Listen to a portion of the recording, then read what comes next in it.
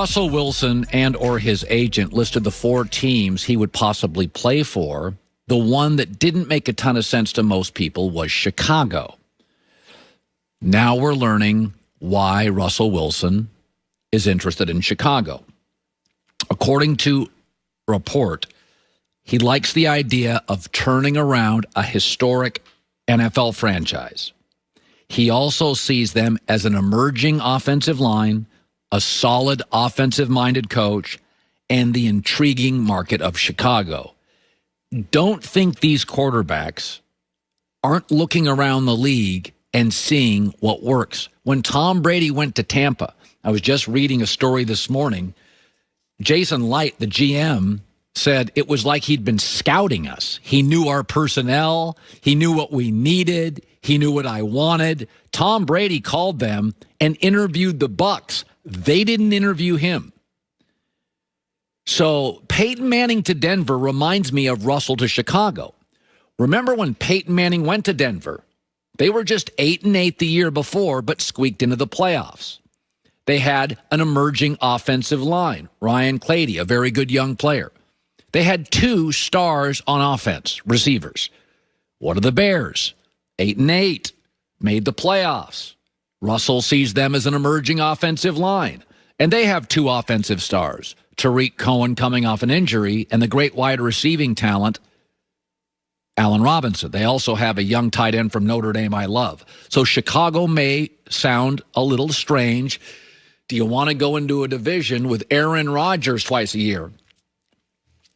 Well, Tom Brady entered a division with the heavily favored Drew Brees and the Saints twice a year.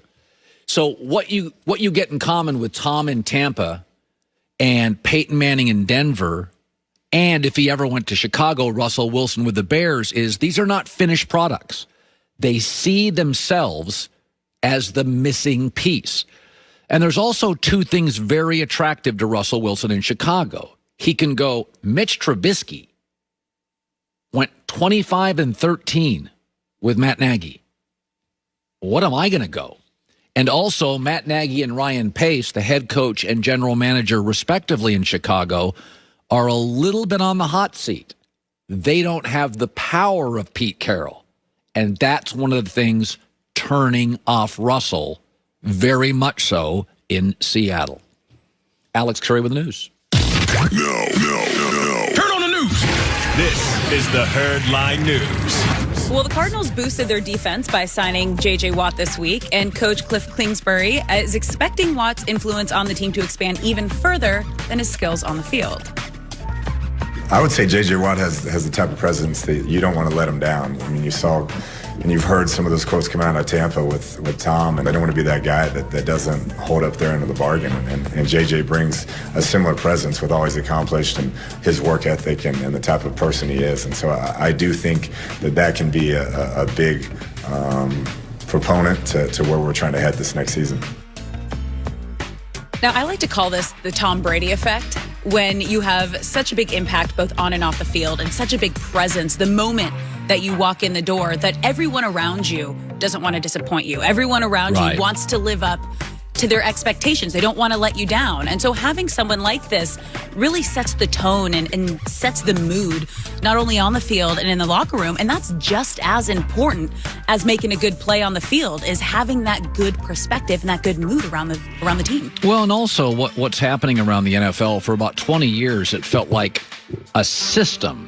New England kept winning the Super Bowl. But then we see Kansas City filled with stars win the Super Bowl, and Tampa this year filled with stars winning the Super Bowl. And you have all these aggressive young general managers, and they know building the duplicate system to New England is virtually impossible without Belichick. Yeah. So we go back to what won Super Bowls for most of my life. Pittsburgh had like 6 Hall of Fame players. 49ers, Hall of Fame players. Dallas Cowboys, Hall of Fame players. We forget that New England made us think that, you can just run a system and win narrowly, but what the NFL's like the NBA, and that you generally need 6 or 7 the Baltimore Ravens won that one Super Bowl. They have Hall of Famers all over their defense. You generally need 5 or 6 Hall of Fame level guys most of my life to win Super Bowls. New England was the exception, where they had the quarterback. He took a pay cut, and they had the deep roster. The roster that had no gigantic hole, the best coach. And JJ's such a lovable guy. Did you see his ice bath? I did. That he did yesterday?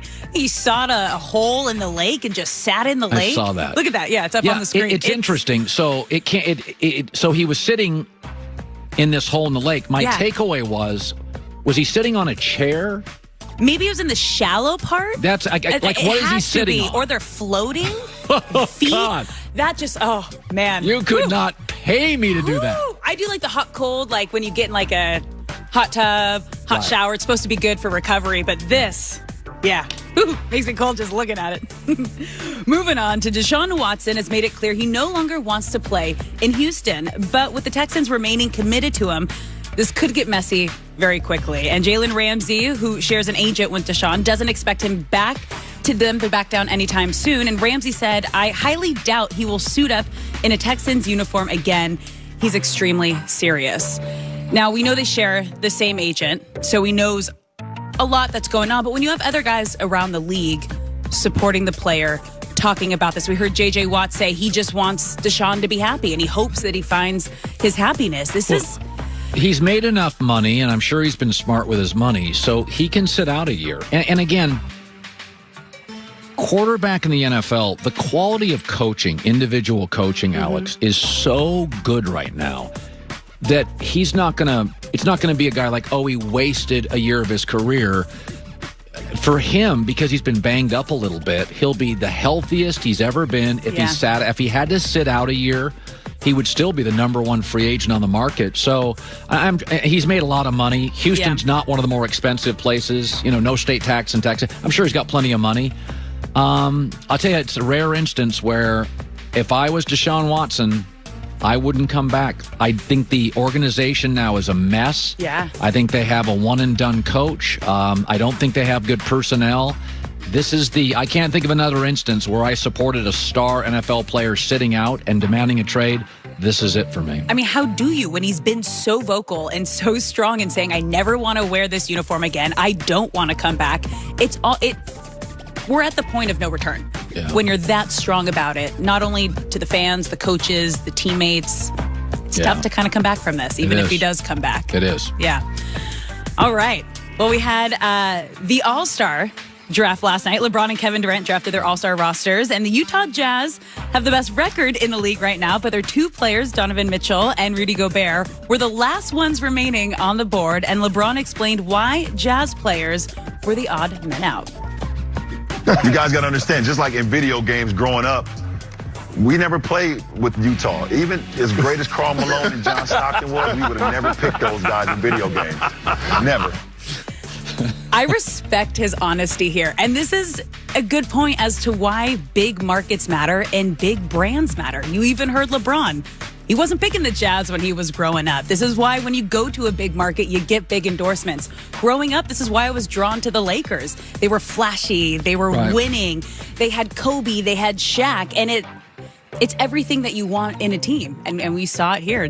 Yeah, and it's interesting because Chris Broussard and I drafted our teams yesterday. And I think the last guy picked was Donovan Mitchell. And I like Donovan. But I picked him because he picked Damian Lillard, and I thought somebody's got to guard Damian Lillard. The reality is the Jazz, and this is not a shot. No. The regular season's a treadmill. The postseason's an obstacle course. And Utah is very well built for the regular season. But they do not have an elite wing defender who could beat LeBron James 4 times. So they have a hole, which, by the way, you don't play LeBron back-to-back in the playoffs.